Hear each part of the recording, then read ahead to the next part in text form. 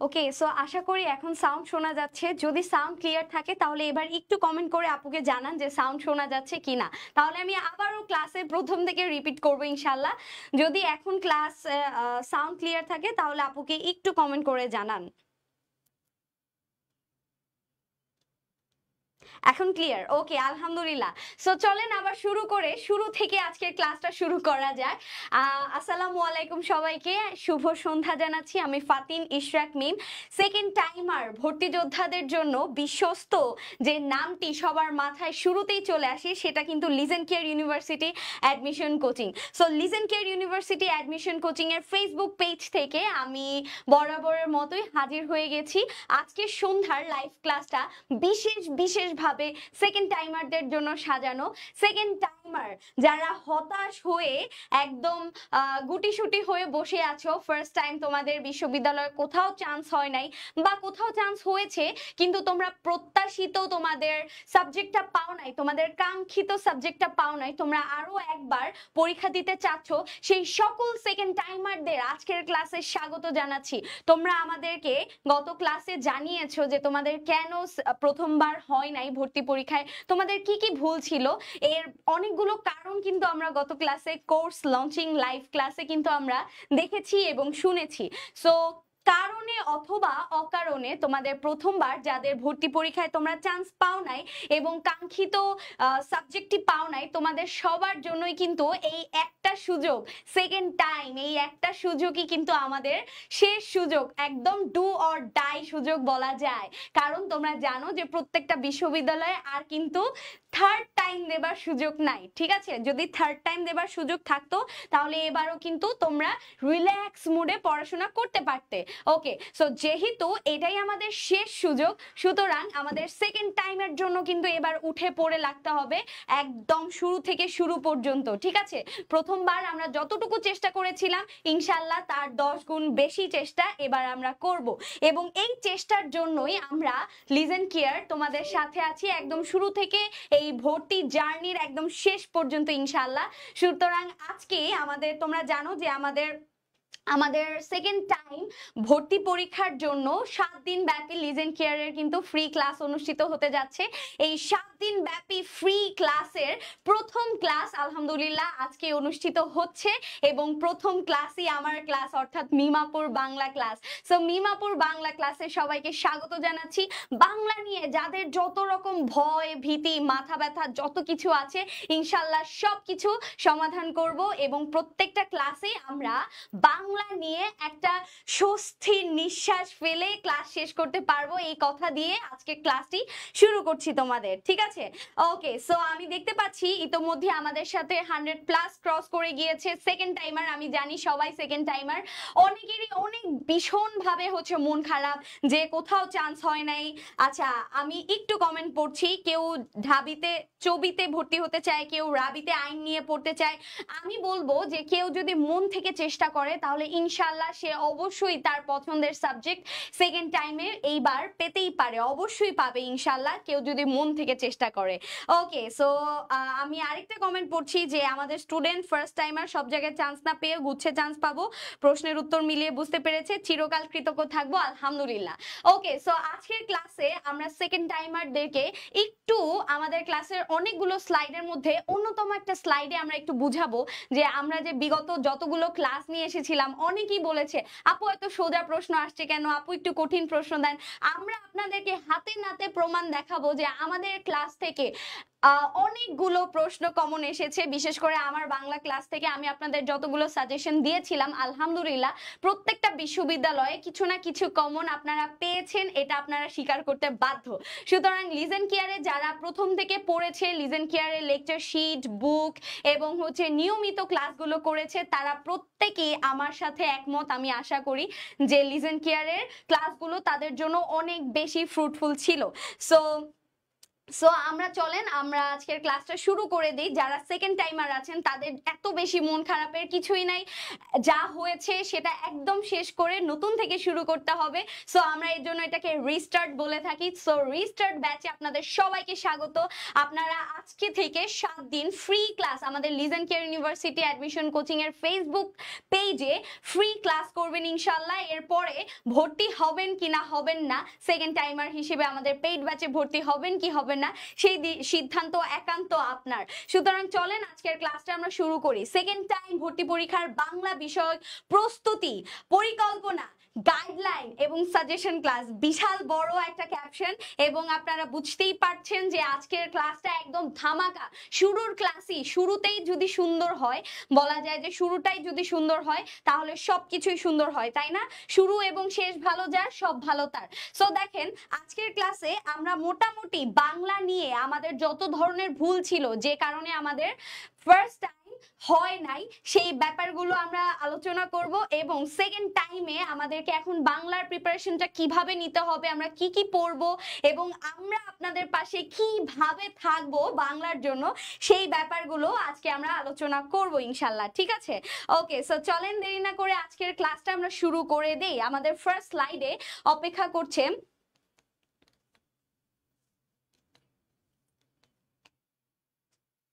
ওকে, so first স্লাইডে আমাদের জন্য অপেক্ষা করছে হচ্ছে কিছু টপিকের নাম, যে আমাদের সেকেন্ড টাইমে হচ্ছে আমাদের বিশ্ববিদ্যালয়ে আমাদের কোথা থেকে কোথায় প্রশ্নগুলো আসছে।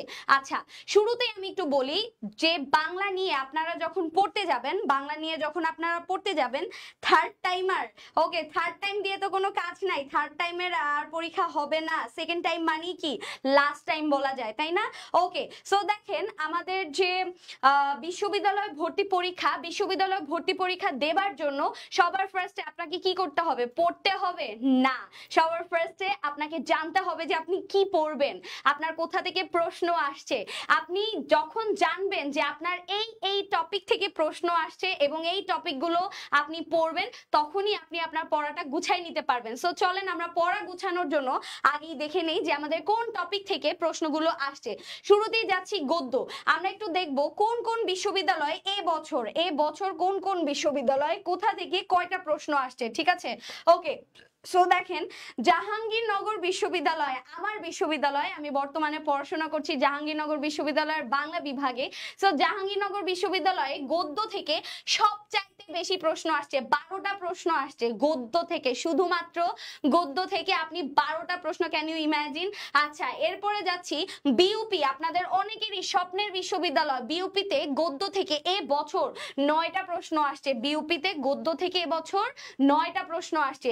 রাজশাহী ইউনিভার্সিটিতে 8টা প্রশ্ন আসছে। তার মানে আমি আপনাদেরকে পরীক্ষার আগে বাংলা সাজেশন ক্লাসে বলেছিলাম যে বাংলা প্রথম পত্র থেকে অলমোস্ট 50 to 60% প্রশ্ন আসবে, এটার জন্য আপনারা রেডি থাকেন। সো 60% প্রশ্ন, আপনার প্রশ্ন দেখেই বুঝতে পারতেছেন যে বাংলা প্রথম পত্র থেকে এবার বেশি প্রশ্ন এসেছে। কিন্তু আমাদের অনেকেরই রাতের ঘুম হারাম হওয়ার কারণ হচ্ছে বাংলা দ্বিতীয় পত্র। সো বাংলা দ্বিতীয় পত্রের চেয়েও কিন্তু বেশি বেশি প্রশ্ন আসে বাংলা প্রথম পত্র থেকে। চট্টগ্রাম ইউনিভার্সিটিতে 4টা প্রশ্ন আসছে, জিএসটি গুচ্ছতে আসছে 3টা, কুমিল্লা ইউনিভার্সিটিতে আসছে 1টা। ওকে, এরপর আমরা চলে যাচ্ছি পদ্য। আমি বলেছিলাম যে কবিতা মুখস্থ করবেন, কবিতার লাইন থেকে প্রশ্ন আসবে।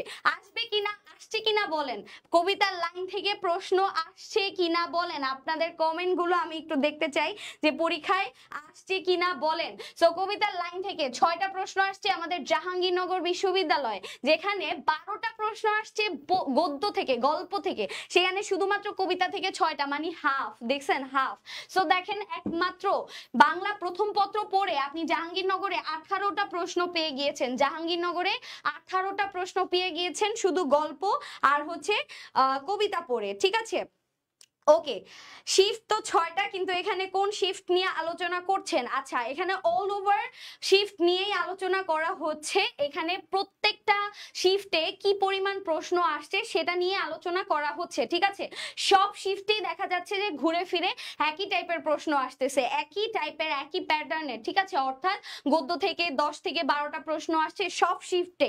এরপরে হচ্ছে আমাদের যে 6টা প্রশ্ন পদ্য থেকে, সব শিফটেই দেখা যাচ্ছে 5 থেকে 6টা প্রশ্নই আসছে ঘুরে ফিরে, ঠিক আছে, হয়তো বা প্রশ্নগুলো আলাদা কিন্তু কোয়ান্টিটিটা সেম, ঠিক আছে। ওকে, এরপরে আমরা দেখতে পাচ্ছি বিউপিতে মাত্র একটা প্রশ্ন আসছে কবিতা থেকে। ওকে, কবিতা থেকে রাজশাহীতে আসছে 8টা প্রশ্ন, চট্টগ্রামে আসছে 5টা, জিএসটি অর্থাৎ গুচ্ছতে আসছে 3টা প্রশ্ন এবং কুমিল্লা ইউনিভার্সিটিতে আসছে একটা প্রশ্ন, ঠিক আছে। ওকে, এরপরে দেখেন সহপাঠ অর্থাৎ লাল সালু এবং সিরাজউদ্দৌলা, বলেছিলাম যে এগুলো প্রিভিয়াস ইয়ারের প্রশ্ন পড়বেন। দেখেন এখান থেকে 4টা প্রশ্ন আসছে আমাদের জাহাঙ্গীরনগরে, তার মানে জাহাঙ্গীরনগর এবার বাংলা প্রথম পত্রের পরীক্ষা নিয়েছে বলা যায়। হ্যাঁ, বলা যায় বাংলা প্রথম পত্রের পরীক্ষা নিয়েছে অলরেডি, কিন্তু আমরা 18 আর 4 কয়টা 22টা প্রশ্ন পেয়ে গিয়েছি বাংলা প্রথম পত্র থেকে। ওকে, সো চট্টগ্রামে দেখা যাচ্ছে 2টা প্রশ্ন, রাজশাহীতে একটা, জিএসটিতে 2টা প্রশ্ন আসছে আমাদের শুধুমাত্র সহপাঠ থেকে। এরপরে চলে যাচ্ছি কবি লেখক পরিচিতি, আপনাদেরকে বলা হয়েছিল কবি লেখক পরিচিতি থেকে পড়ালেখা করবেন, এখান থেকে প্রশ্ন আসবে। ওকে, তো দেখেন শব্দার্থ থেকে একটা প্রশ্ন আসছে, সাহিত্য পাঠ্য বইয়ের বাইরে, পাঠ্য বইয়ের বাইরে মানে কি, সাহিত্যের যত সব যুগ আছে, মধ্যযুগ, আমাদের মধ্যযুগ, আধুনিক যুগ এবং হচ্ছে প্রাচীন যুগ, এখান থেকে হচ্ছে, আচ্ছা হ্যাঁ, খুলনা ইউনিভার্সিটি আর এটা হচ্ছে কুমিল্লা ইউনিভার্সিটি, কুমিল্লা ইউনিভার্সিটি হচ্ছে ওকে, তারপরে পারিভাষিক শব্দ থেকে দেখা যাচ্ছে যে চট্টগ্রাম জিএসটি এবং হচ্ছে কুমিল্লা ইউনিভার্সিটি, এখান থেকে শুধুমাত্র পারিভাষিক শব্দ থেকে প্রশ্ন আসছে। দেন আমরা দেখতে পাচ্ছি ধ্বনি ও বর্ণ থেকে 100% প্রশ্ন আসবে বলা হয়েছিল, সো 100% এখান থেকে প্রশ্ন আসছে। দেখেন ধ্বনি বর্ণ থেকে জাহাঙ্গীরনগরে 2টা, বিউপিতে একটা, রাজশাহী ইউনিভার্সিটিতে একটা এবং গুচ্ছতে একটা প্রশ্ন আসছে ধ্বনি এবং বর্ণ থেকে। দেন আমরা চলে যাচ্ছি যুক্ত বর্ণ থেকে আমরা দেখতে পাচ্ছি শুধুমাত্র জাহাঙ্গীরনগরে একটা প্রশ্ন আসছে, ঠিক আছে। ওকে, এরপরে আমরা চলে যাচ্ছি, ওকে, সো এরপর আমরা চলে যাচ্ছি একটু পরের স্লাইডে। পরের স্লাইড হচ্ছে ধ্বনি পরিবর্তন খুবই মজাদার একটা টপিক। ধ্বনি পরিবর্তন থেকে দেখা যাচ্ছে যে আমাদের জাহাঙ্গীরনগরে 2টা প্রশ্ন আসছে, ধ্বনি পরিবর্তন থেকে জাহাঙ্গীরনগরে কয়টা প্রশ্ন আসছে, 2টা প্রশ্ন আসছে। জিএসটিতে গদ্য পদ্য থেকে অনেক প্রশ্ন আসছে, হ্যাঁ অনেক প্রশ্ন আসছে গদ্য পদ্য মিলিয়ে প্রশ্ন আসছে। আচ্ছা, তারপরে দেখেন ধ্বনি পরিবর্তন থেকে 2টা প্রশ্ন, নত্ব এবং সত্যবিধান থেকে গুচ্ছতে একটা প্রশ্ন এবং কুমিল্লা ইউনিভার্সিটিতে 2টা প্রশ্ন আসছে। সন্ধি থেকে আসছে হচ্ছে 3টা প্রশ্ন, জাহাঙ্গীরনগর বিশ্ববিদ্যালয় সন্ধি থেকে আসছে 3টা প্রশ্ন। এরপরে রাজশাহী ইউনিভার্সিটিতে আসছে 4টা, শুধুমাত্র সন্ধি থেকে রাজশাহী ইউনিভার্সিটিতে 4টা প্রশ্ন আসছে, আর কোনো বিশ্ববিদ্যালয় আসে নাই। সমাজ থেকে প্রত্যেকটা ইউনিভার্সিটিতে প্রশ্ন আসছে। দেখেন বিউপিতে একটা, রাজশাহী ইউনিভার্সিটিতে 7টা, চট্টগ্রাম ইউনিভার্সিটিতে 2টা, গুচ্ছেতে হচ্ছে এবং কুমিল্লাতে হচ্ছে একটা, সবগুলোতে সমাজ থেকে প্রশ্ন আসছে। এরপরে যাচ্ছি কারক ও বিভক্তিতে জাহাঙ্গীরনগরে 2টা প্রশ্ন আসছে, রাজশাহী ইউনিভার্সিটিতে একটা প্রশ্ন আসছে। এরপরে যাচ্ছি হচ্ছে প্রত্যয় এবং ধাতু থেকে শুধুমাত্র বিউপি এবং রাজশাহী ইউনিভার্সিটিতে প্রশ্ন আসছে। দেন আমরা যাচ্ছি উপসর্গের অর্থ এবং উপসর্গ কোনটা কোন উপসর্গ, বিদেশি উপসর্গ পড়তে বলেছিলাম। সো দেখেন বাংলা পরীক্ষার জন্য অবশ্যই সাজেশন দেয়া হবে। আজকের ক্লাসটা বাংলা কিভাবে পড়বো, বাংলা কি পড়বো এবং বাংলার জন্য কোন কোন জিনিসগুলো ইম্পর্টেন্ট সেই ব্যাপারই আজকে আপনাদেরকে ক্লাস নেওয়া হচ্ছে। এরপরে দেখেন উপসর্গ থেকে জাহাঙ্গীরনগরে একটা এবং চিটাগং ইউনিভার্সিটিতে 2টা প্রশ্ন আসছে। শব্দার্থ 4টা প্রশ্ন জাহাঙ্গীরনগরে, একটা বিউপি এবং 2টা রাজশাহী ইউনিভার্সিটি, গুচ্ছতে 2টা, খুলনায় হচ্ছে 2টা এবং কুমিল্লায় একটা প্রশ্ন আসছে শব্দার্থ থেকে এবার প্রচুর পরিমাণে প্রশ্ন আসছে এবং অল ওভার সবগুলা ভার্সিটিতেই দেখা যাচ্ছে প্রশ্ন আসছে। ওকে, এরপর সংখ্যাবাচক শব্দ অর্থাৎ প্রশ্ন আসে কোনটা পূরণবাচক শব্দ, কোনটা হচ্ছে আমাদের সংখ্যাবাচক শব্দ, কোনটা তারিখবাচক শব্দ, কোনটা পরিমাণবাচক শব্দ। সো সেখান থেকে দেখা যাচ্ছে বিউপিতে একটা প্রশ্ন আসছে। ওকে, এরপর আমরা চলে যাচ্ছি পরবর্তী স্লাইডে। বাংলা ভাষা ও লিপি, বাংলা ভাষা কোত্থেকে আসছে, বাংলা লিপি কোত্থেকে আসছে, এখান থেকে অবশ্যই কোনো বিশ্ববিদ্যালয় প্রশ্ন না দিলেও জাহাঙ্গীরনগর দিবে, কারণ জাহাঙ্গীরনগরের বাংলা বিভাগের স্যার ম্যাডামদের খুবই প্রিয় একটা টপিক হচ্ছে বাংলা ভাষা এবং বাংলা লিপি সাহিত্য। সো এখান থেকে প্রশ্ন আসছে জাহাঙ্গীরনগরের দুইটা, বাংলা ব্যাকরণের আলোচ্য বিষয় অর্থাৎ ধ্বনিতত্ত্ব, শব্দতত্ত্ব, বাক্যতত্ত্ব, অর্থতত্ত্ব, এই যে চারটা টপিক এইখান থেকে প্রশ্ন আসছে রাজশাহী ইউনিভার্সিটিতে। এরপরে যাচ্ছি পুরুষ ও স্ত্রীবাচক শব্দ, যেখানে জাহাঙ্গীরনগর বিশ্ববিদ্যালয়ে একটা প্রশ্ন আসছে। দেন আমরা যাচ্ছি বাংলা বানান, দেখেন প্রত্যেকটা ইউনিভার্সিটিতে বিউপি ছাড়া প্রত্যেকটা ইউনিভার্সিটিতে বাংলা বানান থেকে প্রশ্ন এসেছে। এরপরে আমরা দেখছি এক কথায় প্রকাশ, এক কথায় প্রকাশে আমরা দেখছি সবচেয়ে বেশি প্রশ্ন আসছে রাজশাহী ইউনিভার্সিটি, এরপর হচ্ছে কুমিল্লা কৌ ইউনিভার্সিটি, এরপর শব্দের শ্রেণী বিভাগ 100% বলেছিলাম এখান থেকে আপনাদের প্রশ্ন আসবে। কোন ভাষার শব্দ, বিদেশি শব্দ থেকে বেশি বেশি প্রশ্ন আসে, দেখেন মিলাই দেখেন আসছে কি আসে নাই, আপনারাই দেখতে পাচ্ছেন এই সার্ভে থেকে। দেন সমার্থক শব্দ, সমার্থক শব্দ থেকে জাহাঙ্গীরনগর অবশ্যই প্রশ্ন করে, এরা বলার অপেক্ষা রাখে না, রাজশাহী ইউনিভার্সিটি, জিএসটি এবং কুমিল্লা ইউনিভার্সিটি।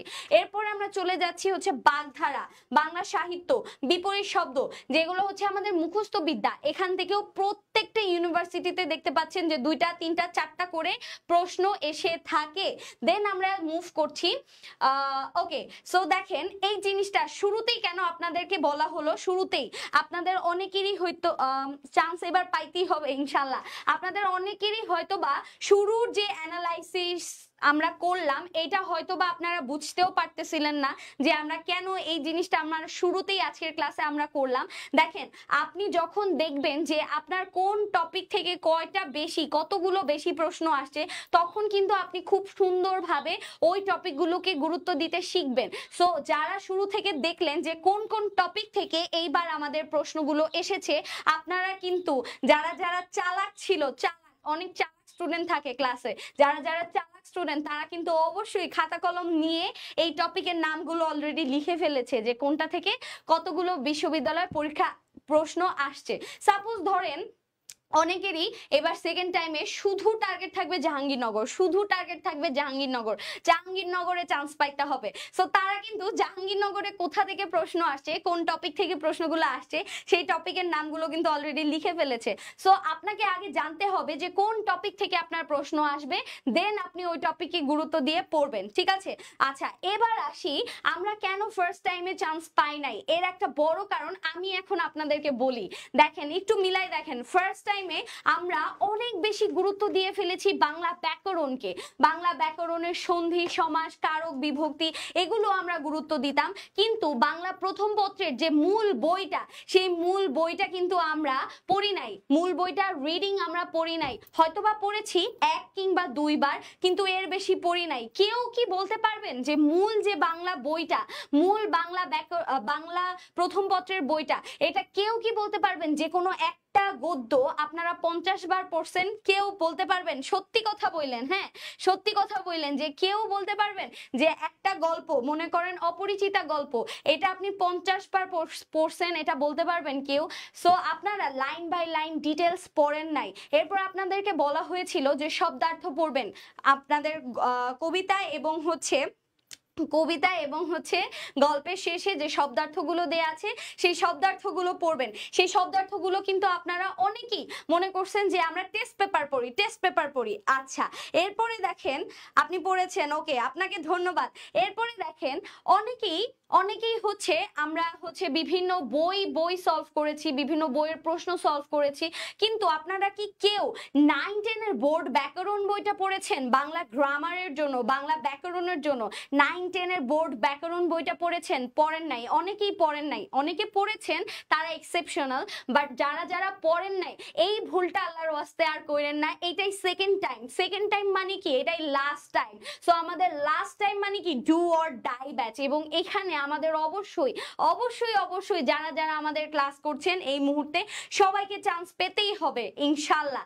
সো এই যে দেখেন এই মুহূর্তে আপনারা অনেকেই বিশ্ববিদ্যালয়ে চান্স পান নাই, এখন আপনাদেরকে অনেকেই অনেক আত্মীয় স্বজনরাই খোঁজ নিচ্ছে, অনেকেই পাঞ্চ মারতেছে, অনেকেই দেখা যাচ্ছে যে অনেকেই হচ্ছে আপনাদের মন খারাপ করে দিতে যাচ্ছে, অনেকভাবে আপনারা হতাশায় পড়ে যাচ্ছেন, অনেকভাবেই ডিপ্রেশন কাজ করতেছে। বাট চিন্তা করেন, আপনি যদি আপনার ভেতরে যদি হতাশা কাজ করে, আপনার ভেতরে যদি ডিপ্রেশন কাজ করে, আপনার ভেতরে যদি মন খারাপ কাজ করে এবং আপনি যদি মেন্টালি ফিজিক্যালি সুস্থ না থাকেন, তাহলে কি আপনি কোনোভাবেই একটা যুদ্ধে যেতে পারবেন? ভর্তি পরীক্ষা কিন্তু যুদ্ধের কোনো অংশে কম না। সো আপনি যদি যুদ্ধে যেতে চান তাহলে অবশ্যই আপনাকে মেন্টালি এবং ফিজিক্যালি ফিট থাকতে হবে, সুস্থ থাকতে হবে আগে। সো সুস্থ থাকতে হলে কি করতে হবে? ডিপ্রেশন, হতাশা, মন খারাপ এই সব কিছু বক্সে ভরে ফেলে দিতে হবে। আমি জানি এটা খুবই কষ্টের, বাট এই জিনিসটা আপনি যখন ওভারকাম করতে পারবেন, এই জিনিসটা থেকে যখন আপনি উঠে আসতে পারবেন, তখনই আপনি একমাত্র মনোযোগ দিয়ে আপনার মন, আপনার প্রাণ এবং আপনার ব্রেইন সবকিছু একসাথে দিয়ে আপনি চেষ্টা করতে পারবেন, ঠিক আছে? এবং আপনার যে জিনিসগুলো আপনাকে অনেক বেশি হচ্ছে আপনার ট্র্যাক থেকে সরিয়ে নিয়ে যায়, আপনি কিছু মাসের জন্য, ভর্তি পরীক্ষার এই কিছু মাসের জন্য সেই জিনিসগুলো একটু ইগনোর করেন। মনে করেন কারোর সাথে কথা বললে যদি আপনার ট্র্যাক থেকে আপনি সরে আসেন, যদি আপনার মন খারাপ লাগে, তাহলে কথা বলাটা কমিয়ে দেন। মনে করেন যে আপনি যদি আপনার ভেতরে ডিপ্রেশন কাজ করে, যে আপনি পারতেছেন না, আপনি কি করবেন, আপনার কেন পারলেন না, কেন আপনি হোঁচট খেলেন, এই টাইপের চিন্তা ভাবনা যখনই করবে, আপনি কি করবেন? উজু করে এসে নামাজ পড়বেন, নামাজ পড়ে আপনি পড়াশোনা শুরু করবেন। কারণ এই সব ভাবার কোনো টাইম নাই। আপনারা অলরেডি কিন্তু একটা বছর ওয়েস্ট করে ফেলেছেন, অলরেডি কিন্তু আপনাদের ফার্স্ট টাইম শেষ। সুতরাং আপনারা নিশ্চয়ই চান না যে এই বছরটা, অর্থাৎ সেকেন্ড টাইমের এই বছরটাও আপনাদের ওয়েস্ট হোক। সুতরাং সময় অপচয় না করে উঠে পড়ে লাগতে হবে এবার, এবং মাথায় রাখতে হবে যে একটি মুহূর্ত একটা দিনের সমান। এখন আপনাদের একটি মুহূর্ত একটা দিনের সমান, সুতরাং একটা মুহূর্তও কিন্তু কোনোভাবে সময় অপচয় করা যাবে না। ওকে, সো আমি মেবি আপনাদেরকে বুঝাইতে পারছি যে এই টাইমটা অনেক বেশি ইম্পর্টেন্ট আপনাদের জন্য, ঠিক আছে? পেইড ব্যাচের স্টুডেন্ট আলহামদুলিল্লাহ। সো অলরেডি কিন্তু আমাদের অনেক পেইড ব্যাচের স্টুডেন্ট আমাদের সাথে ক্লাস করতেছে। আপনারা যারা এর আগের বার ফার্স্ট টাইমে আমাদের সাথে যুক্ত ছিলেন পেইড ব্যাচে, আপনারাই জানেন যে আমাদের লিজেন কেয়ারের প্রতিনিয়ত ক্লাস থেকে, পেইড ব্যাচের ক্লাস থেকে, ফ্রি ক্লাস থেকে কি পরিমাণ পরীক্ষায় প্রশ্ন কমন আসছে আপনারা প্রত্যেকেই জানেন। ওকে, সো আমি একটু আপনাদেরকে বলতে চাই যে আমাদের যে প্রথমেই করণীয় 1 নাম্বার প্রশ্ন অলরেডি স্ক্রিনে চলে আসছে, বাট আমি একটু আপনাদেরকে বলতে চাই যে এখন আপনারা কি করবেন বাংলা জন্য। এখন আপনারা কি করবেন দেখেন, বাংলায় তো দুইটা পার্ট, রাইট? প্রথমত হচ্ছে ব্যাকরণ এবং দ্বিতীয়ত হচ্ছে কি বলেন তো, সাহিত্য, তাই না? দ্বিতীয়ত হচ্ছে সাহিত্য, প্রথমে হচ্ছে ব্যাকরণ এবং দ্বিতীয়ত কি বলেন তো, সাহিত্য। অপেক্ষায় আছি বিউপির ক্লাস শুরু হবার, অপেক্ষায় থাকেন, ইনশাল্লাহ অবশ্যই অতি দ্রুত শুরু হয়ে যাবে, ঠিক আছে? অতি দ্রুত শুরু হয়ে যাবে। ওকে, আচ্ছা, সো দেখেন এই যে ব্যাকরণ, এই ব্যাকরণ থেকে আপনারা কি পড়বেন? করণীয় আমি আপনাদেরকে বলে দিচ্ছি। করণীয় দেখেন, নবম দশম যে শ্রেণী আছে, নবম দশম শ্রেণী, এই নবম দশম শ্রেণীর হচ্ছে বোর্ড ব্যাকরণ বই, নবম দশম শ্রেণীর বোর্ড ব্যাকরণ বইটা একদম ঠুটস্থ করবেন। এখানে যতগুলো টপিক আছে, সমাস, সন্ধি, কারক, বিভক্তি, এবং এই যে টপিকগুলো, এই টপিকের মধ্যে যতগুলো উদাহরণ আছে সেই উদাহরণ সহ এগুলো পড়বেন, ঠিক আছে? নবম দশম শ্রেণীর বাংলা ব্যাকরণের বইটা একদম ঠুটস্থ করবেন, অনুশীলনীর প্রশ্নগুলো পড়বেন। এখান থেকে আমি আপনাদেরকে বলে দিলাম, এখান থেকে আপনাদের এই বছর অবশ্যই প্রশ্ন থাকবে। আপনারা জানেন যে আমার ক্লাস যারা করেছেন, আমি যাদেরকে বলছি যে অবশ্যই প্রশ্ন আসবে, সেখান থেকে 100% প্রশ্ন আসছে ইনশাল্লাহ। সো দেখেন এই যে এই সাহিত্য থেকে আমরা কি পড়বো? বাংলা প্রথম পত্র থেকে আপনারা জাস্ট মূল বইটা পড়বেন, মূল বই, ঠিক আছে? মূল বইটা জাস্ট রিডিং পড়বেন, রিডিং, আর কিচ্ছু করতে হবে না। এখন আপনারা বলতে পারেন যে আপু শুধু মূল বই রিডিং পড়লে হবে, শুধু মূল বইটা খুব ভালোভাবে রিডিং পড়বেন, পড়লেন এরপরে হাতে কলম পেন্সিল নেবেন, নিয়ে আপনার হচ্ছে কি ওয়ার্ডস গুলো দাগাবেন, ঠিক আছে, অবজেক্টিভ যেখান থেকে আসতে পারে সেগুলো দাগাবেন, পড়লেন এরপর শব্দার্থ পড়বেন, কবি পরিচিতি পড়বেন, পাঠ পরিচিতি পড়বেন, এরপর আবার মূল বই পড়বেন। এমন ভাবে মূল বই পড়বেন যেন একটা লাইনের দুইটা শব্দ বললে বাকি শব্দ আপনার মুখস্থ থাকে, কারণ আপনারা জানেন যে মূল বইয়ের একদম ভেতর থেকে প্রশ্ন আসে, ঠিক আছে। ওকে, এরপর আপনি কি করবেন, আপনি এখন থেকেই সেকেন্ড টাইমে, আমি যেহেতু বাংলা ক্লাস আমি বাংলাটাই বলছি, এখন থেকেই আজকে থেকেই আপনি পারিভাষিক শব্দ অর্থাৎ বিরোচন পার্টে যা যা কিছু আছে, ঠিক আছে, বিরোচন পার্টে যা যা কিছু আছে পারিভাষিক শব্দ, তারপর হচ্ছে বাগধারা, পারিভাষিক শব্দ বাগধারা, এরপরে কি বলেন তো বিপরীত শব্দ, পারিভাষিক শব্দ, বাগধারা, বিপরীত শব্দ, এক কথায় প্রকাশ, এরপরে কি বলেন তো, এরপরে হচ্ছে পারিভাষিক শব্দ, বাগধারা, বিপরীত শব্দ, এক কথায় প্রকাশ। এই যে মুখস্থ বিদ্যাগুলো, সমার্থক শব্দ, হ্যাঁ সমার্থক শব্দ, এই যে মুখস্থ বিদ্যাগুলো, এগুলো সবগুলোই কি বলেন তো বিরোচন পার্টের অংশ, তাই না, বিরোচন পার্ট। এই আজকে থেকেই মুখস্থ শুরু করে দেন, ঠিক আছে, এগুলো আজকে থেকে মুখস্থ করে দেন। আজকে আপুকে কথা দেন যে আজকে থেকে 20টা করে পড়বেন, 20টা পারিভাষিক শব্দ, 20টা বাগধারা, 20টা বিপরীত শব্দ, 20টা এক কথায় প্রকাশ, 20টা সমার্থক শব্দ। এই যে 5টা টপিক, এই 5টা টপিক থেকে যদি আপনি প্রতিদিন 20টা করে টোটাল 100টা পড়েন, প্রত্যেক দিন টোটাল 100টা পড়েন, যদি প্রত্যেক দিন 100টা করে পড়েন, আপনি বলেন প্রতিদিন পড়ার পর আপনার কি আর কোনো অবশিষ্ট থাকবে? দেখবেন শেষের দিকে আপনি যা পড়ছেন সেগুলো আবার রিপিট হচ্ছে, সো এখন থেকেই মাত্র 20টা করে পড়বেন, 20টা করে। এখন থেকে যদি না পড়েন পরে কিন্তু শেষ করতে পারবেন না, ঠিক আছে, পরে কিন্তু শেষ করতে পারবেন না। ওকে, আচ্ছা চলেন আমরা একটু বিগত সালের প্রশ্নতে চলে যাই। বিগত সালের প্রশ্ন যেটা আমাদের এই বছর বিগত সালে অনুষ্ঠিত হয়েছে এবং এই প্রশ্নগুলোর প্যাটার্ন কেমন ছিল একটু দেখছি। চলেন, 1 নম্বর প্রশ্ন আমাদের স্ক্রিনে এসেছে, চারিদিকের বাঁকা জল কৃষকের মনে কি সৃষ্টি করেছে। দেখেন আমরা বিগত সালে প্রশ্ন দেখেছি যে চারিদিকে বাঁকা জল, এই বাঁকা জল কিসের প্রতীক, এটা অনেকবার আসছে, ইভেন আমরাও লিজেন কেয়ারের পেজ থেকে অনেকবার আপনাদেরকে এই প্রশ্নটা সমাধান করে দিয়েছি যে বাঁকা জল কিসের প্রতীক, তাই না, বাঁকা জল কিসের প্রতীক। সো এখন দেখেন এইবার কি আসছে, বাঁকা জল কৃষকের মনে কি সৃষ্টি করছে, একটু দেখেন বাঁকা জল কৃষকের মনে কি সৃষ্টি করেছে। দেখেন বাঁকা জল এটা কি কাল স্রোত, তাই না, এটা দেখলে কি কৃষকের আস্থা জন্মাবে? আপনি একটু কমন সেন্স দিয়ে চিন্তা করেন, কৃষকের কি আস্থা জন্মাবে? কৃষকের কি খুশি লাগবে? কৃষকের মনে কি অনেক খুশি লাগবে? খুশি লাগবে না, আস্থা জন্মাবে না, সুপ্ত ভরসা আসবে অনেক বেশি। ঢেউ যখন বেড়ে যায় নদীতে তখন কি আমাদের অনেক ভরসা পাই, আস্থা পাই যে আহা মজা কি আনন্দ আকাশে বাতাসে? অবশ্যই না।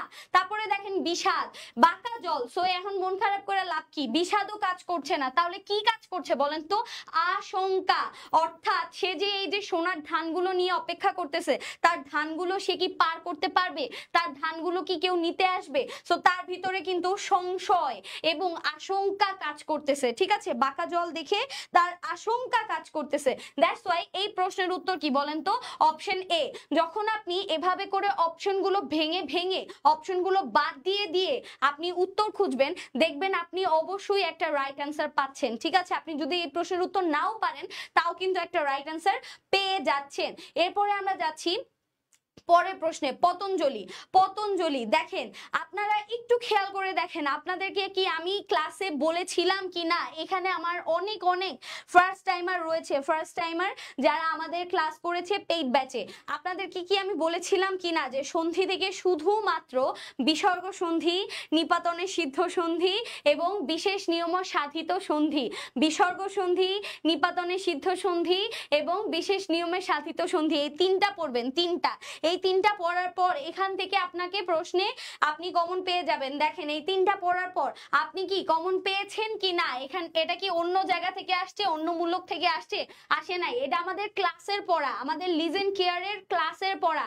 আমি নিজে আপনাদেরকে বাংলা ক্লাসে এটা পড়িয়েছি যে পতঞ্জলির সন্ধি বিচ্ছেদ কি, এবং আপনাদেরকে নিজে ক্লাসে বলে দিয়েছি যে সন্ধি বিচ্ছেদের জন্য আপনারা নিপাতনে সিদ্ধ সন্ধি, বিশেষ নিয়মে সাধিত সন্ধি এবং বিসর্গ সন্ধি পড়বেন। পড়বেন এবং চেয়ে দেখেন এখান থেকে আপনাকে প্রশ্ন দিয়েছে, অন্য কোথাও থেকে না।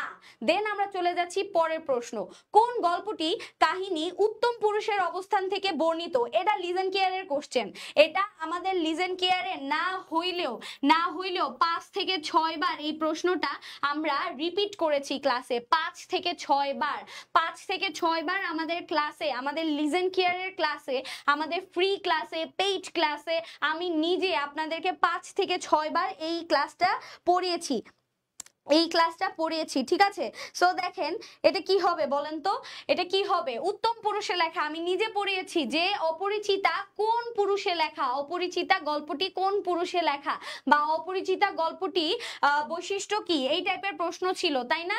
ওকে, সো আপনারা জানেন যে উত্তম পুরুষ কাকে বলে। উত্তম পুরুষ যখন একটা রচনায় আমি, আমরা, আমাদের এই টাইপের জিনিসগুলো নিয়ে বলা হবে, তখন সেটা কি পুরুষ বলেন তো? উত্তম পুরুষ। এবং অনুপম অপরিচিতা গল্পে তার নিজেকে নিয়ে লিখেছে, আমি, আমরা, আমাদের, এই কথাগুলো সে ইউজ করেছে। দ্যাটস ওয়াই এই যে আমাদের 3 নাম্বার প্রশ্ন, 3-এর অ্যান্সার কি বলেন তো? Option D. 3-এর অ্যান্সার কি? Option D. এবং খুশির ব্যাপার হচ্ছে এটা আমাদের Legend Care university admission coaching এর নিয়মিত ক্লাসের রিপিটেড প্রশ্ন। আমি যে আপনাদেরকে বলেছিলাম যে আমাদের ক্লাস থেকে কমন আসবে, এই প্রশ্ন হচ্ছে তার জ্বলন্ত প্রমাণ। ওকে, দেন আমরা পরের প্রশ্নে যাচ্ছি। বিলাত কোন ভাষার উৎস থেকে বাংলায় গৃহীত হচ্ছে? এবার আমার একটু হাসি আসতেছে, কারণ আমি আপনাদেরকে প্রত্যেকটা ক্লাসে বলেছি যে শব্দ ভান্ডার থেকে বিদেশি শব্দ পড়বেন। আপনারা যারা আগে আমার ক্লাস কখনো করেন নাই, আজকেই প্রথম করতেছেন, একটু আজকে দয়া করে আপনারা একটু খাতা কলম নিয়ে লিখে রাখেন, নোট করে রাখেন, যেগুলো ইম্পর্টেন্ট বলতেছি সেগুলো প্রতি বছরের জন্য ইম্পর্টেন্ট, সারা বছরই ইম্পর্টেন্ট। সো দেখেন আমি যেটা বলেছি ক্লাসে আজকেও বলছি, সেটা কি বলেন তো? এখনো ক্লাস দেখলে অ্যান্সার দিতে মন চায়? ওকে দেন, অসুবিধা নাই। সো দেখেন আমি আপনাদেরকে বলেছি যে শব্দর যে ভাষা, এই ভাষার উৎসগত থেকে প্রশ্ন আসবে, এবং উৎসগত থেকে 100% বিদেশি ভাষা থেকে প্রশ্ন আসবে, যে কোনটি বিদেশি ভাষা, কোন ভাষা থেকে আসছে। বিদেশি ভাষা, বিদেশি শব্দ অনেকবার প্রশ্ন আসে, বিদেশি শব্দ। সো দেখেন এবারও আসছে। বিলাত, এটা কোন ভাষার উৎস? বিলাত মানে সাধারণত ইউরোপ কান্ট্রিকে বোঝানো হয় বিলাত বা বিলেত বলতে, কিন্তু এই শব্দটা, এই বিলাত, এই শব্দটা মূলত হচ্ছে আরবি ভাষার শব্দ। কোন ভাষার শব্দ? আরবি ভাষার শব্দ। এবং এই বিলাত মানে কি বলেন তো? এই বিলাত কথাটার মানে হচ্ছে বিদেশ, বলে হচ্ছে সে বিলাত ফেরত মানে বিদেশ থেকে ফেরত, ঠিক আছে? সো আরবি শব্দ বিলাত, যার অর্থ হচ্ছে বিদেশ। রাইট অ্যান্সার হচ্ছে অপশন এ, আরবি। অপশন এ আরবি হচ্ছে আমাদের রাইট অ্যান্সার। দেন আমরা পরের প্রশ্নে যাচ্ছি। নিচের কোন শব্দটি বানানে নত্যবিধান ব্যবহৃত হয় নাই? আমরা নত্যবিধানের 5টা নিয়ম পড়েছিলাম, রাইট? নত্যবিধানের এবং সত্যবিধানের 5টা নিয়ম পড়েছিলাম। সো সেখানে কোন নিয়মটা নাই দেখেন তো? নত্যবিধানের নিয়মের মধ্যে ছিল যে রি, এরপর হচ্ছে র, তারপর মূর্ধন্য স, তারপর হচ্ছে মূর্ধন্য, তারপর হচ্ছে রেফ, এই টাইপের জিনিসগুলো যদি থাকে, খিও, এই টাইপের জিনিসগুলো যদি থাকে, তাহলে অবশ্যই মূর্ধন্য বসবে। দেখেন এখানে রেফ আছে, যার জন্য মূর্ধন্য বসছে, এখানে র আছে, যার জন্য মূর্ধন্য বসছে। এই টাইপের নিয়ম অনুযায়ী কিন্তু বসছে, কিন্তু আমার প্রশ্ন আসছে কোনটা নিয়ম অনুযায়ী বসে নাই? নিয়মের বাইরে মূর্ধন্য বসছে কোনটা? এখানে আপনাকে প্রশ্ন দেওয়া হয়েছে যে নিয়মের বাইরে মূর্ধন্য বসছে কোনটা? 5 নাম্বার প্রশ্ন। আমি একটু সবার কমেন্টটা পড়তে চাই। নিয়মের বাইরে কোথা থেকে প্রশ্ন আসছে? নিয়মের বাইরে মূর্ধন্য বসছে কোথায়? একটু সবাই কমেন্ট করে জানিয়ে দেন, আমি তাহলে বুঝতে পারবো যে এটার অ্যান্সার আপনারা পারেন। ওকে, নিয়মের বাইরে আমি একটু 5 নাম্বারের অ্যান্সার নিতে চাই। দ্রুত কমেন্ট করেন, দ্রুত কমেন্ট করেন 5-এর অ্যান্সার কি হবে? এখানে আমি অলরেডি বলে দিয়েছি 2টা অপশন, কিন্তু অলরেডি আমি কমাই দিয়েছি 2টা অপশন। এখানে র আছে, এর জন্য মূর্ধন্য বসছে, এখানে রেফ আছে, এর জন্য মূর্ধন্য বসছে। কিন্তু নিয়মের বাইরে কোনটা বসছে? নিয়মের বাইরে কোনটা বসছে? অনু নাকি প্রবণ? একটু কমেন্ট করে জানান যে নিয়মের বাইরে কোনটা বসছে। 5-এর অ্যান্সার কি হবে? একটু দ্রুত কমেন্ট করে জানান। আমার মনে হয় 5-এর অ্যান্সার আপাতত কেউ পারতেছে না, কারণ আমি এখনো 5 নাম্বারের অ্যান্সার পাই নাই, 5 নাম্বারের অ্যান্সার পাই নাই, আমি এখনো 5 অ্যান্সার পাই নাই। ওকে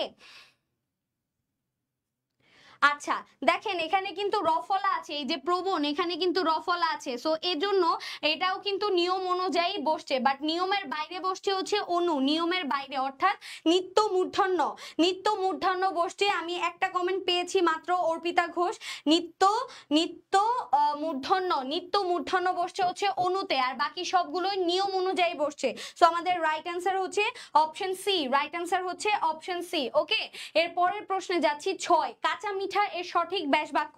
সমাস থেকে প্রশ্ন আসছে এবং ব্যাস বাক্য থেকে প্রশ্ন এসেছে। আপনি মিমাপু না? জি আমি মিমাপু। ওকে সমাস থেকে প্রশ্ন আসছে এবং সমাসের ব্যাস বাক্য থেকে প্রশ্ন আসছে। দেখেন কাঁচা মিঠা, এই মুহূর্তে কাঁচা মিঠা বললেই আমের কথা মনে পড়তেছে, আমার আর কিছু মনে পড়তেছে না। সো কাঁচা মিঠার ব্যাস বাক্য কি বলেন? কাঁচাও মিঠা, যা কাঁচা তাই মিঠা, কাঁচার মিঠা কাঁচা মিঠা। কাঁচা মিঠার ব্যাস বাক্য কখনোই কাঁচা মিঠা হবে না, যা কাঁচার মিঠা, কাঁচার মিঠা কথাটাই তো ভুল, এই কথাটাই তো ভুল, তাই না? তাহলে বাকি দুইটার মধ্যে যে কোনো একটা হবে, তাই না? কাঁচা মিঠার ব্যাস বাক্য হচ্ছে যেটা কাঁচা সেটাই মিঠা, যেটা কাঁচা সেটাই মিঠা। সো আমাদের রাইট অ্যান্সার হচ্ছে অপশন বি। রাইট অ্যান্সার কি? Option B. আমাদের 6 নাম্বার প্রশ্ন, 6 নাম্বার প্রশ্নের রাইট অ্যান্সার কি? Option B. ওকে সো আমরা দেখতে পাচ্ছি আবরার আহমেদ জয় আমাদেরকে নিত্য মূর্ধন্য কমেন্ট করে জানিয়েছে। চাণক্য মানিক গণ, বাণিজ্য লবণ মন, অনু বিনা বাণী কঙ্কন, বেনু বিনা বাণী কঙ্কন, এগুলো কিন্তু সবগুলোই নিত্য মূর্ধন্য। নিত্য মূর্ধন্য মানে কি? এগুলো অলওয়েজ, আজীবন কিয়ামতের আগ পর্যন্ত মূর্ধন্য বসবে, কোনো নিয়ম ছাড়া, এমনি খুশিতে মন চাইছে ভাল লাগছে তাই এর জন্য এই বানানে তারা মূর্ধন্য বসবে, এর কোনো নিয়ম নাই, এর কোনো নিয়ম নাই, নিয়ম ছাড়াই মূর্ধন্য বসবে। সো যেহেতু নিয়ম নাই সুতরাং ওই শব্দগুলো আমাদের মুখস্থ করে ফেলতে হবে, এর জন্য এগুলোকে আমরা বলি নিত্য মূর্ধন্য বাচক শব্দ, এবং এটাই আমরা মুখস্থ করে ফেলি। ঠিক আছে ওকে ফাইন, আশা করি বুঝতে পারছেন। পরের প্রশ্নে যাচ্ছি। পরের প্রশ্ন হচ্ছে শ্রবণ এই শব্দের প্রকৃতি প্রত্যয়। দেখেন এখান থেকে প্রশ্ন আসবেই প্রকৃতি প্রত্যয় থেকে। শ্রবণের প্রকৃতি প্রত্যয় শ্রুপ, শ্রুত, শ্রোপ, শ্রু। কোথা থেকে আসছে? শ্রবণ, শ্রবণ আসছে শ্রু থেকে, শ্রু, শ্রু প্লাস অন। অপশন ডি হচ্ছে আমাদের রাইট অ্যান্সার, শ্রু প্লাস অন। এরপরের প্রশ্নে যাচ্ছি। বিদ্রোহী কবিতায় কোন পুরাণের উল্লেখ আছে? আপনারা জানেন বিদ্রোহী কবিতায় কবি কাজী নজরুল ইসলাম আমাদের ভারতীয় পুরাণ এবং হচ্ছে আরবীয় পুরাণ, গ্রিক পুরাণ, এই সব কিছু পুরাণের মিথ এগুলোর সাথে তুলনা করেছেন নিজেকে, যে তিনি এত পরিমাণে শক্তিমান, তিনি এর চেয়েও বেশি শক্তিমান, এবং তিনি নিজেকে অনেক বেশি ঝড়ের সাথে তুলনা করেছেন, তাণ্ডবের সাথে তুলনা করেছেন, তার উপরে আর কিচ্ছু নাই, এটা এইভাবে তুলনা করেছেন। কারণ যখন আপনি অন্যায়ের প্রতিবাদ করবেন তখন আপনার নিজেকে আগে শক্তিশালী হইতে হবে। আপনি যদি নিজে শক্তিশালী না হন তাহলে কিন্তু কিছুতেই আপনি অন্যায়ের প্রতিবাদ করতে পারবেন না। সো আপনারা দেখতে পাচ্ছেন বিদ্রোহী কবিতায় কোন পুরাণের উল্লেখ আছে। আমি 8 নাম্বারের কমেন্টটা একটু দেখতে চাই। 8 কমেন্ট আপনারা কি করতেছেন? 8 কমেন্ট আপনারা কি করতেছেন? বিদ্রোহী কবিতায় কোন পুরাণের উল্লেখ আছে? বিদ্রোহী কবিতায় ভারতীয় পুরাণের উল্লেখ আছে, আরবীয় পুরাণের উল্লেখ আছে এবং গ্রিক পুরাণের উল্লেখ আছে। আপনারা যারা বিদ্রোহী কবিতা পড়েছেন আপনারা প্রত্যেকেই জানেন যে এই 3টা পুরাণের উল্লেখ আছে। ঠিক আছে সো সবগুলো পুরাণের উল্লেখ আছে। পুরাণ শব্দের মানে হচ্ছে বহুল প্রচলিত, পুরাণ মানে মিথ। ঠিক আছে পুরাণের ইংলিশ হচ্ছে মিথ। ওকে এরপরে প্রশ্নে যাচ্ছি আমরা। 9 নাম্বার প্রশ্ন। চৌহদ্দি শব্দটি কোন কোন ভাষার মিশ্র রূপ? এটা নিজেই একটা মিশ্র ভাষা। চৌহদ্দি এই ভাষাটা হচ্ছে, এই শব্দটা হচ্ছে একটা মিশ্র ভাষা। চৌ, এই যে চৌ, এই চৌ কথাটা কোন ভাষার শব্দ বলেন তো? এই চৌ কথাটা হচ্ছে ফার্সি ভাষার শব্দ, ফার্সি। এই চৌ মানে হচ্ছে 4, ফার্সি ভাষার শব্দ। এরপরে আসতেছে হদ্দি। এই হদ্দ কথাটা কোত্থেকে আসছে? হদ্দ কথাটা আসছে হচ্ছে আরবি থেকে, অর্থাৎ হচ্ছে দিক। আরবি এর মানে হচ্ছে দিক, তার মানে চৌহদ্দি কথাটার মানে হচ্ছে চতুর্দিক অথবা চারিপাশ, চতুর্দিক অথবা চারিপাশ। ঠিক আছে চৌহদ্দি কথাটার মানে কি? চৌহদ্দি কথাটার মানে হচ্ছে চতুর্দিক অথবা চারিপাশ। তাহলে বাড়ির চৌহদ্দি মানে কি? বাড়ির চারিপাশ, বাড়ির সীমানা। সো চৌহদ্দি কথাটা কোথা থেকে আসছে? ফার্সি আরবি। ফার্সি আরবি কোথা থেকে আসছে? ফার্সি আরবি। এই টাইপের প্রশ্ন আপনারা যারা খাতা কলম নিয়ে বসছেন লিখে রাখেন যে মিশ্র শব্দ, জোর কলম শব্দ, এগুলো আপনাদের পরীক্ষার জন্য অনেক ইম্পর্টেন্ট, ঠিক আছে? ওকে, সো মনে রাখবেন এইবার যেহেতু সেকেন্ড টাইম, কোনো টপিকই বাদ দেওয়া যাবে না। ফুল সিলেবাস, অনেকেই প্রশ্ন করছেন গতকালকে আমাদেরকে কি ফুল সিলেবাস পড়াবেন কিনা। শর্ট সিলেবাস তো পড়াবোই না, ফুল সিলেবাস তো অবশ্যই পড়াবো, এবং সিলেবাসের বাইরে থেকেও আপনাদেরকে পড়াবো। কারণ আপনারা জানেন যে নেকলেস, চাষার দুখু, এখান থেকে আপনাদের প্রশ্ন আসছে কিনা বলেন? অবশ্যই আসছে। সো আপনাদের সিলেবাসের বাইরে থেকেও পড়ানোর জন্য আপনারা রেডি থাকেন। আমরা এবার কিচ্ছু বাদ দিব না আপনাদের জন্য ইনশাআল্লাহ। প্রত্যেকটা টপিক ধরে ধরে একদম বেসিক থেকে প্রো পর্যন্ত আমরা শেষ করব ইনশাআল্লাহ আমাদের পেইড ব্যাচে। এবং পেইড ব্যাচে আপনাদেরকে একদম ধরে ধরে বেসিক থেকে প্রোতে একদম জিরো থেকে হিরো বানানো হবে ইনশাআল্লাহ। এবং কোনো রিস্ক যেন না নেই আমরা, এর জন্য আমরা কোনো টপিক এবার বাদ দিব না ইনশাআল্লাহ। সো পেইড ব্যাচে কিন্তু আপনাদের জন্য বিশাল পরিমাণে চাপ অপেক্ষা করতেছে, এবং যারা যারা এই চাপটা নিতে পারবেন তারাই এবার পরীক্ষায় চান্স পাবেন ইনশাআল্লাহ। 10 নম্বর প্রশ্নে যাচ্ছি। ফেব্রুয়ারি 1969 কবিতার বৈশিষ্ট্য কি? ফেব্রুয়ারি 1969 কি সনেট ছিল নাকি বলেন? সনেট ছিল? ছিল না। যদি সনেট না থাকে তাহলে সনেটের বৈশিষ্ট্য হচ্ছে অষ্টক আর ষষ্ঠক বিভাজন। অষ্টক আর ষষ্ঠক মানে কি? দুইটা প্যারা থাকে, প্রথম প্যারায় 8 লাইন, পরবর্তী প্যারায় 6 লাইন, এটাকে বলে অষ্টক এবং ষষ্ঠক বা শতক। সো এটা যেহেতু সনেট ছিল না, সো অপশন সি হচ্ছে কাটা। এরপরে দেখেন অন্তমিল, অন্তমিলও এখানে ছিল না। পয়ার ছন্দ, পয়ার ছন্দের ছিল না। মাইকেল মধুসূদন পয়ার ছন্দ ভেঙেই কিন্তু তিনি কি নিয়ে আসছেন বলেন তো? সনেট নিয়ে আসছে। তাহলে এই তিনটা বাদ দিলে কি বাকি থাকে? 1 নাম্বার অপশন গদ্য ছন্দে। আমাদের ফেব্রুয়ারি 1969 কবিতাটিতে কবি শামসুর রাহমান কি করছে বলেন তো? গদ্য ছন্দে, গদ্য ছন্দে তিনি হচ্ছেন কবিতা অনুশীলন করিয়েছেন গদ্য ছন্দে, গদ্য ছন্দে। ওকে, 10-এর অ্যান্সার হচ্ছে এ, 10-এর অ্যান্সার হচ্ছে এ। ওকে, পরের প্রশ্নে আমরা যাচ্ছি। পরের প্রশ্ন হচ্ছে আমাদের কি বলেন তো? 11 নাম্বার প্রশ্ন। কবির পূর্বপুরুষের করতলে কিসের সৌরভ? করতলে, পিঠে বলে নাই কিন্তু, পিঠে কিসের দাগ আছে বলেন তো? রক্ত জবার। আর করতল মানে কি? এই প্রশ্নটাও পরীক্ষায় আসছে। করতল মানে কি? করতল মানে কি? কর মানে কি? হাতের তালু। করতল মানে কি? হাতের তালু। কবির পূর্বপুরুষের হাতের তালুতে তাহলে কি লেগে আছে বলেন? তারা হাত দিয়ে কি করতো? তারা কৃষি জমি চাষবাস করতো। তাহলে তাদের হাতে কিসের কিসের চিহ্ন এখনো থাকবে? কিসের সৌরভ থাকবে বলেন তো? কিসের সৌরভ থাকবে এখনো? পলি মাটির, পলি মাটির সৌরভ এখনো থাকবে। হাতে কি লেগে থাকবে বলেন তো? হাতে কি লেগে থাকবে? পলি মাটির সৌরভ লেগে থাকবে। সো করতল মানে হাতের তালু, এবং কিসের সৌরভ লেগে থাকবে? পলি মাটির সৌরভ লেগে থাকবে। পরের প্রশ্নে যাচ্ছি আমরা। 12 নাম্বার প্রশ্ন। ফেব্রুয়ারি 1969 কবিতায় বর্ণমালাকে কিসের সাথে তুলনা করা হয়েছে? আপনারা বলেন, আপনারা যারা আমার ক্লাস পড়েছেন, এই প্রশ্ন আমি বলছি কিনা বলি নাই? এই প্রশ্ন আমি ক্লাসে বলেছি কিনা বলি নাই? আমি আপনাদেরকে বলেছিলাম যে এই ফুল বলতে কবি কি বুঝিয়েছেন? আমাদের বাংলা ভাষাকে বুঝিয়েছেন। ফেব্রুয়ারি 1969 কবিতায় আবার ফুটেছে দেখো কৃষ্ণচূড়া, সেখানে ফুল বলতে কবি কিসের কথা বলছে? বাংলা ভাষার কথা বলছে। আর যে নক্ষত্র, এই নক্ষত্র বলতে কিসের কথা বলছে? বর্ণমালার কথা বলছে। এই দুটো একদম মুখস্থ করে রাখতে বলছিলাম, যে ফুল আর নক্ষত্র একদম মুখস্থ করে রাখেন, যে কোনো একটা আসবে। দেখেন যে কোনো একটা আসছে। এইবার আসতে পারে ফুল, এবার আসতে পারে ফুল। বর্ণমালাকে কিসের সাথে তুলনা করেছে? নক্ষত্রের সাথে তুলনা করেছে। কিসের সাথে তুলনা করেছে? নক্ষত্রের সাথে তুলনা করেছে। এবার আসছে বরবাদ মুভি। বরবাদ মুভি, দেখেন বরবাদ মুভির যে বর, এটা কোন উপসর্গ? এটা যদি না পারেন আপনাদেরকে পদ্মা নদী থেকে আসলেই ফেলে দেওয়া উচিত। বরবাদের যে বর, আপনারা বলেন কার দর না, নিমফি, বর বে ব কম, এই বদ, এই যে এই উপসর্গগুলো, এই উপসর্গগুলো কোন ভাষার উপসর্গ আপনারাই বলেন, কোন ভাষার উপসর্গ? এই উপসর্গ হচ্ছে ফার্সি উপসর্গ, এটা আপনারা একদম মুখস্থ বিদ্যা, আপনারা জানেন অলরেডি। সো কার, দর্না, নিমফি, বরবেদ, বকম এই সবগুলোই কি বলেন তো ফার্সি উপসর্গ। তাহলে বর এটা কি বলেন তো ফার্সি উপসর্গ থেকে আসছে। কোন উপসর্গ থেকে আসছে? ফার্সি উপসর্গ থেকে আসছে। নিচের কোনটি ফলার উচ্চারণ হবে না? কোনটিতে ফলার উচ্চারণ হবে না? দেখেন আপনারা একটু উচ্চারণ করে দেখেন, আপনারা যদি এটা না পারেন এটার উচ্চারণ করে দেখেন। দেখেন উদ্বেগ, উচ্চারণটা কি? উদ, তারপর আমি কি বলতেছি? বেগ। তাহলে ফার্স্টে উদ বলতেছি, তারপর বেগ বলতেছি, তাহলে এখানে বফলার উচ্চারণ হচ্ছে।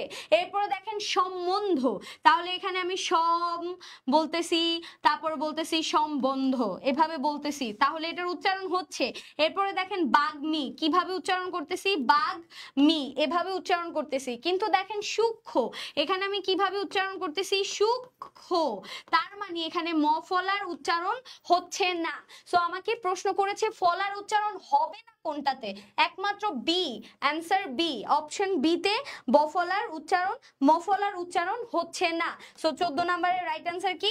Option B. এরপরে যাচ্ছি পরের প্রশ্নে। মায়া যেন ছলছল করে জেগে ওঠে লাল সালু উপন্যাসে কার কথা বলা হয়েছে? এটার অ্যান্সার আমি আপনাদের কাছ থেকে জানতে চাই, আপনাদের কাছ থেকে জানতে চাই এটার অ্যান্সার। আমাদের 15 নম্বরের অ্যান্সার কি হবে? এটার অ্যান্সার আমি আপনাদের কাছ থেকে জানতে চাই, 15 নম্বরের অ্যান্সার। ওকে, 14 অ্যান্সার পেয়ে গিয়েছি আলহামদুলিল্লাহ। আমি একটু 15 নাম্বারের অ্যান্সার জানতে চাই, 15 নাম্বারের অ্যান্সার জানতে চাই।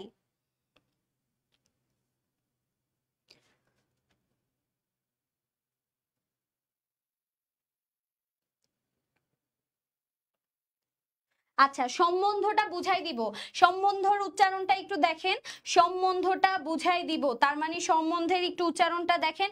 সম্বন্ধের উচ্চারণ যে সম বন ধো, সম্বন্ধ, সম্বন্ধ, এভাবে হচ্ছে এটার উচ্চারণ। তাহলে দেখেন এই যে নিচে বফলা, এই দেখেন বফলার উচ্চারণটা হয়েছে, এই যে ব, এই বয়ের উচ্চারণটা আমি করতেছি, যার জন্য এখানে আমি ফলার উচ্চারণটা এখানে হচ্ছে। ঠিক আছে, পরের প্রশ্নে দেখছি 15 নাম্বার প্রশ্ন। 15-র অ্যান্সারটা কি হবে? 15-র অ্যান্সারটা আমাকে দ্রুত দেন। 15-র অ্যান্সার, 15-র অ্যান্সার, ভেরি গুড। মায়া যেন ছলছল করে জেগে ওঠে, রাইট অ্যান্সার হচ্ছে অপশন বি, মায়া যেন ছলছল করে জেগে ওঠে, রাইট অ্যান্সার কি? 15-র রাইট অ্যান্সার হচ্ছে option B, Jamila, option B, জমিলা।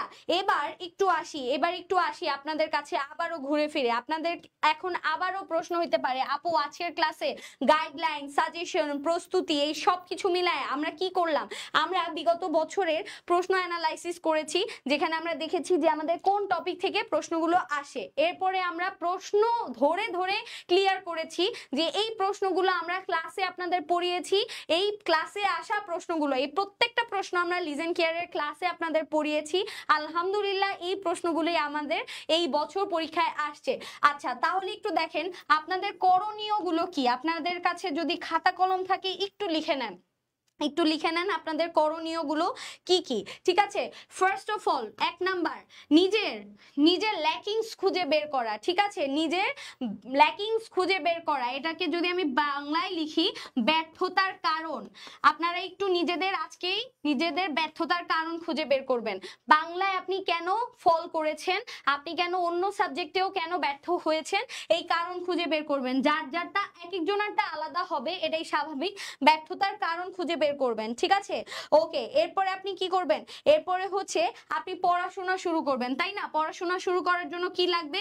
আপনার বাংলা ব্যাকরণ বই লাগবে, বাংলা ব্যাকরণ বই অবশ্যই এটা হচ্ছে নবম দশম শ্রেণীর। ঠিক আছে, নবম দশম শ্রেণীর বাংলা ব্যাকরণ বই লাগবে। এবং আপনার কি লাগবে? 3 নম্বরে আপনার লাগবে হচ্ছে বাংলা প্রথম পত্র বই, এবং এটা অবশ্যই একাদশ এবং দ্বাদশ শ্রেণীর। ঠিক আছে, একাদশ এবং দ্বাদশ শ্রেণীর। ওকে, সো ইন্টারমিডিয়েটের বাংলা প্রথম পত্র বইটা লাগবে, নবম দশম শ্রেণীর বাংলা ব্যাকরণ বই লাগবে, আর কিচ্ছু লাগবে না। এছাড়া আপনাদের আর কি লাগবে? এছাড়া লাগবে হচ্ছে আমরা লিজেন কেয়ার থেকে আপনাদেরকে আপনাদেরকে যে লেকচার বইটা প্রোভাইড করব, লেকচার বই, এই লেকচার বইটা আপনারা সাথে রাখবেন এবং প্রতিনিয়ত এটা পড়বেন, ঠিক আছে? লেকচার বই। এরপরে আমার ক্লাস, আমি আপনাদেরকে যতগুলো ক্লাস নিব ইনশাল্লাহ, আমার ক্লাস এবং নিয়ামুল ভাইয়ের ক্লাস, নিয়ামুল স্যারের ক্লাস, এই দুজন আমরা ইনশাল্লাহ বাংলা আপনাদের সাথে পুরা জার্নিতে আছি। সো আমার ক্লাস এবং বাংলা ক্লাস যতটুকু আমরা পড়াবো ইনশাল্লাহ ইনশাল্লাহ অবশ্যই অবশ্যই সেইগুলো কি করবেন, খাতা কলমে লিখবেন, একদম হাতে কলমে লিখবেন। যদি হাত ভেঙে যায় তাও লিখবেন, লিখতেই হবে। ক্লাসের পড়া লিখবেন, নোট করবেন, ঠিক আছে? বাংলা ক্লাস নোট করবেন, লেকচার বই পড়বেন। এরপর কি করবেন জানেন? এরপরে হচ্ছে নিয়মিত পরীক্ষা দিবেন। আপনি ঘোড়ার ডিম পান, গোল্লা পান, তারপরে কি করবেন জানেন? পরীক্ষা দিবেন, নিয়মিত পরীক্ষা দিবেন। কারণ আপনি পরীক্ষা দিয়ে যদি ঘোড়ার ডিমও পান কোনো সমস্যা নাই, কি পাইছেন তাতে কোনো কিছু আসে যায় না, বাট আপনি প্রশ্নগুলোর সাথে পরিচিত হইতে পারছেন। পরীক্ষার হলে আপনি প্রশ্ন দেখলে আপনার মনে হবে আরে এই প্রশ্নটা তো আগে একবার 0 পাইছিলাম, একবার তো ভুল হয়েছিল। প্রশ্ন দেখে চেনাটা খুবই ইম্পর্টেন্ট। সো আপনি কি করবেন? নিয়মিত পরীক্ষা দিবেন। কি করবেন? নিয়মিত পরীক্ষা দিবেন। পুরানোটা না বই, নতুনটা পড়বেন, ব্যাকরণ বই নতুনটা পড়বেন, ঠিক আছে? ওকে, সো আপনারা সবাই জানেন যে আমাদের Legend Care university admission coaching হচ্ছে সেকেন্ড টাইমারদের ভরসার জায়গা। প্রতি বছরই আমরা সেকেন্ড টাইমারদেরকে নিয়ে কাজ করি। আমাদের ফার্স্ট প্রায়োরিটি থাকি হচ্ছে সেকেন্ড টাইমার। সো সেকেন্ড টাইমারদের যে ভরসার জায়গাটা আলহামদুলিল্লাহ আমরা আস্থা ধরে রাখতে পেরেছি বলেই কিন্তু আমাদের এত এত বছরের সাফল্যের নাম জয়গান এখনো আছে। সো আপনাদের নিশ্চিন্তে আপনারা কিন্তু আস্থা রাখতে পারেন আমাদের উপরে, আমাদের লিজেন কেয়ারের উপরে। ইনশাল্লাহ এই সেকেন্ড টাইমের এই ডু অর ডাই যে জার্নিটা, এই পুরো জার্নিটাতে আমরা আপনাদের পাশে আছি একদম শেষ দিন পর্যন্ত। ইনশাল্লাহ আমরা ভর্তির পরবর্তীতেই সাথে সাথেই আমরা আপনাদেরকে লেকচার শিট, আমাদের লিজেন কেয়ারের বই এবং হচ্ছে পিডিএফ, ওএমআর শিট সবকিছুই হচ্ছে আপনাদের ঠিকানায় কুরিয়ার চলে যাবে। আপনাদের অনলাইনে কিচ্ছু পড়তে হবে না, আপনারা হাতে কলমে খাতা কলমে কিন্তু পড়তে পারবেন। এবং পুরো জার্নিটাতে কিন্তু আমি থাকবো, আমি ফাতিন ইশরাক মিম। আমি 21-22 সেশনে জাহাঙ্গীরনগর বিশ্ববিদ্যালয়ের সি ইউনিটে 2য় স্থান অর্জন করেছিলাম এবং বর্তমানে পড়াশোনা করছি বাংলা বিভাগে। সো আমি কিন্তু শুধুমাত্র জাহাঙ্গীরনগরে চান্স পাই নাই, আমি রাজশাহী ইউনিভার্সিটি, চট্টগ্রাম ইউনিভার্সিটি, প্রত্যেকটা ইউনিভার্সিটিতেই দেখা যাচ্ছে যে একটা ঈর্ষণীয় মেধাস্থান অর্জন করে এসেছি। সো এটার পিছনেও কারণ কি ছিল এবং আমরা কেন আপনাদের টিচার হয়েছি, আমরা কেন আপনাদের মেন্টর? কারণ আমাদের অভিজ্ঞতা, আমাদের যে স্ট্র্যাটেজি, আমাদের পড়ানোর যে টেকনিক, গাইডলাইন, এই সব কিছু ইনশাল্লাহ আপনাদের সাথে শেয়ার করা হবে।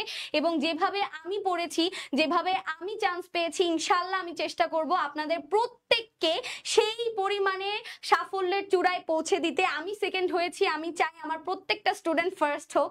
সুতরাং আপনাদের সবার সাথে আমাদের পেইড ব্যাচে ইনশাল্লাহ খুব খুব দ্রুত দেখা হয়ে যাবে।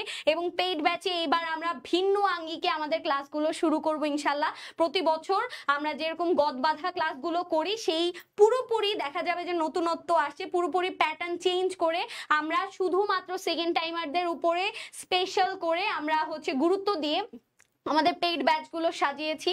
প্রত্যেকটা ইম্পর্টেন্ট টপিক আমরা এবার সলভ করব এবং তাছাড়াও বাদবাকি যে টপিক রয়েছে, কারণ আমরা প্রথমেই বলেছি যে কোনো রিস্ক নিতে চাই না। সো আমরা কোনো রিস্ক না নিয়ে সবগুলো টপিক ইনশাল্লাহ শেষ করব এবং আপনাদের সাথে খুব দ্রুত দেখা হবে পেইড ব্যাচে। সুতরাং আপনারা যারা এখনো সেকেন্ড টাইমার এখনো ভর্তি হন নাই আমাদের পেইড ব্যাচে, দ্রুত দ্রুত দ্রুত ভর্তি হয়ে যান। ইনশাল্লাহ দেখা হয়ে যাবে আমাদের পেইড ব্যাচের নতুন ক্লাসে, ঠিক আছে? সো আজকের ক্লাস এতটুকুই। আপনারা জানেন যে এক সপ্তাহ ব্যাপী কিন্তু আমাদের ফ্রি ক্লাস আমাদের লিজেন কেয়ারে অনুষ্ঠিত হতে যাচ্ছে। আজকে বাংলা ক্লাস অনুষ্ঠিত হলো, এরপরে ইনশাল্লাহ আগামী ক্লাসে আগামীকাল সন্ধ্যে 7টায় অবশ্যই আরেকটা ফ্রি ক্লাস আপনাদের জন্য অপেক্ষা করছে। এবং আপনাদের উপস্থিতি যদি আরো অনেক বেশি হয় এবং আপনারা যদি আরো বেশি ফ্রি ক্লাস চান, তাহলে ইনশাআল্লাহ এই ফ্রি ক্লাসের পরিমাণটা কিন্তু আরো পরবর্তীতে বাড়তে পারে। এবং ফ্রি ক্লাসের উদ্দেশ্য এটাই যে আপনারা সবাই মিলে আমাদের ক্লাস করতে পারেন। আপনাদের 14 গোষ্ঠী, বাপ মা, 14 গোষ্ঠী, পরিবার, ভাই বোন সবাইকে নিয়ে আমাদের ক্লাস করতে পারেন। এই ক্লাসটা সবার জন্য উন্মুক্ত। সবাইকে নিয়ে ক্লাস করে ডিসিশন নেবেন যে আপনারা লিজেন কেয়ারের সেকেন্ড টাইম অর্থাৎ লাস্ট বারের মতো যে আপনার ভর্তির সুযোগ, এই লাস্ট লাস্টবার আমাদেরকে সাথে করে নিয়ে আপনার জার্নিটা শুরু করবেন কি করবেন না এই ডিসিশনটা নেয়ার জন্যই হচ্ছে আমাদের ডেমো ক্লাসগুলো। আপনারা আমাদের ডেমো ক্লাস করুন, আমাদের উপর ভরসা রাখুন এবং সিদ্ধান্ত অবশ্যই আপনার যে আপনি ভর্তি হবেন কি হবেন না। সো আজকের ক্লাস এতটুকুই। সবাইকে অসংখ্য ধন্যবাদ আজকের ক্লাসে সাথে থাকবার জন্য। আমি চাই আগামী ক্লাসে আরো অনেক বেশি পরিমাণে হচ্ছে স্টুডেন্ট সংখ্যা থাকুক, কারণ আপনারা জানেন লিজেন কেয়ারের ক্লাস মানে কি 300-400 প্লাস স্টুডেন্ট ক্লাস করা, তাই না? সো আপনাদের সবার জন্য শুভকামনা রইল। হোঁচট খাওয়া মানে কিন্তু হেরে যাওয়া নয়, আরো একবার বলছি। সুতরাং পুরোপুরি ভাবে উঠে পড়ে রিস্টার্ট ব্যাচে আপনাদের সবাইকে স্বাগত জানাচ্ছি। আমরা আবারও রিস্টার্ট ব্যাচ শুরু করব ইনশাআল্লাহ। এবার আমাদের স্বপ্নজয় হবেই হবে। দেখা হবে খুব তাড়াতাড়ি। সো আজকের ক্লাস এতটুকুই। আল্লাহ হাফেজ, দেখা হবে নেক্সট ক্লাসে।